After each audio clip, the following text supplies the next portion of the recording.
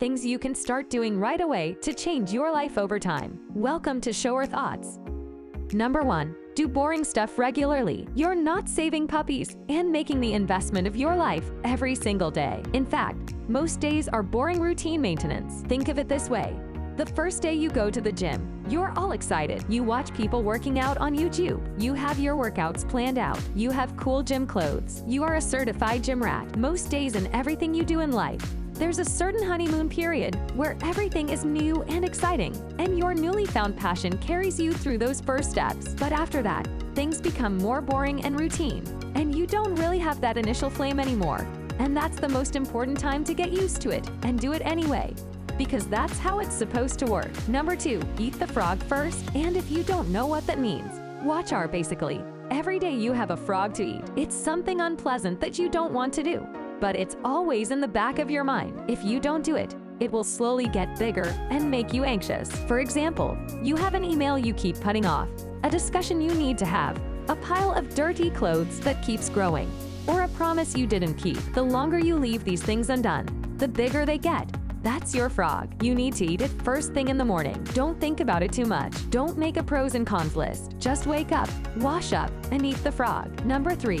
Digital minimalism. Technology makes your life easier. You can ask Siri to wake you up or Alexa to restock your fridge. You can get an email notification on your wrist. An algorithm learns what you like and usually only shows you the good stuff. There is a dead time between when you wake up and when you have to do something. It's usually an hour or two. You probably spend that time scrolling through Instagram and checking Reddit or Twitter. Your mind gets flooded with infinite timelines, and you can't look away. Before you know it, you have things to do and you're still in bed. Instead, practice digital minimalism in the first hours you wake up. Don't touch technology besides what you need to do. You'll find that your mornings are much quieter and clearer, and you'll have more time to yourself, even though the time is still the same. Number 4, leave a book in the bathroom. How many times have you put off going to the bathroom because your phone had 5% battery left? Don't lie, we know what's up. The average person spends 30 minutes a day in the bathroom, which is the same as reading 20 pages. Most books have a maximum of 300 pages,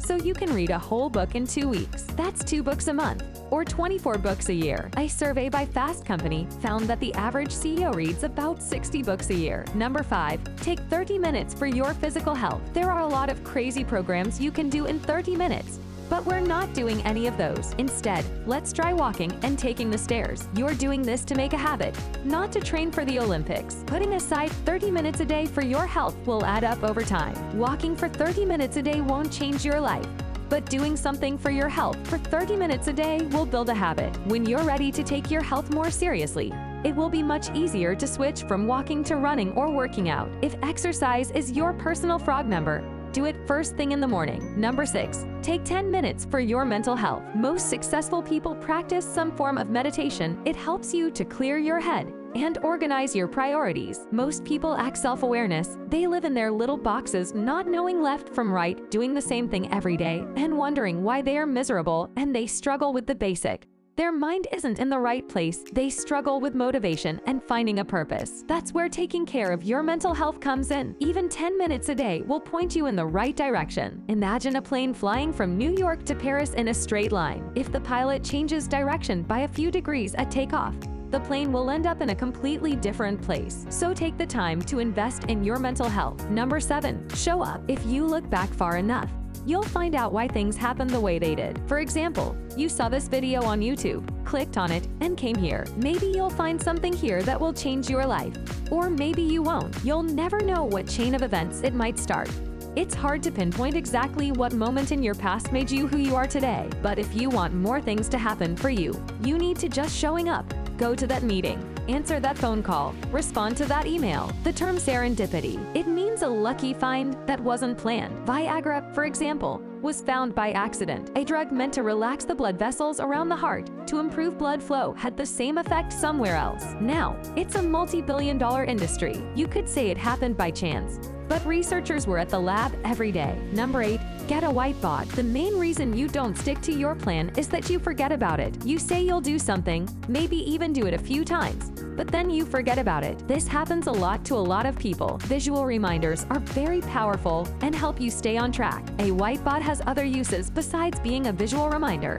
It helps you see what you're thinking. Imagine having a visual timeline for your year. You'd know when things are supposed to happen, how much time you have left, and what you've done so far. To take it a step further, get a life calendar. It's basically a table of boxes, and each box represents a week in your life. Once you start filling these boxes in and realize how much time has passed and how much time you have left, your mind will change in interesting ways. Number 9. Keep getting better or your title will expire. We read this in Derek Sivers' book Hell Yeah or No, and his words, holding on to a title gives you satisfaction without action. Stuck with us. Holding on to a title gives you satisfaction without action. Someone who played football in high school can call themselves an athlete forever. If you were a good friend once, that doesn't mean you'll always be a good friend. Retiring old titles frees you from the pressure your past self puts on your future self. It also shows you which titles you really care about and don't want to give up.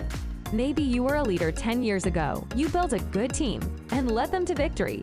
But that was a long time ago, and you haven't done anything since. It's time to bring back the leader title. And if that makes you uncomfortable, start being a leader again. Think about what past titles you really care about and keep on earning them. Number 10. Do something you're proud of. Momentary happiness comes from your reality meeting your expectations. When you reach a goal or hit a target, you feel good about yourself. But achievements are rare. You can't be sad for 5 years and happy for half an hour. Some people say that happiness and fulfillment come from within, which is true.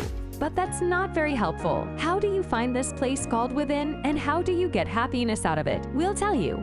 Every day try to do something you're proud of, even if it's just making yourself eggs for breakfast and plating them in a way that looks good on Instagram. Sprinkle some seasoning on top and make it look nice. Serve it with a glass of orange juice. If you go to the grocery store, talk to the clerk in the nicest way possible. If you're making something, put your heart into it. You don't have to be this way with everything you do. Just pick one. Creating something you're proud of gives you a feeling of satisfaction similar to when you reach a goal. Thanks for watching this video. If you liked it, please consider subscribing to our channel and becoming a part of our awesome community. See you the next day.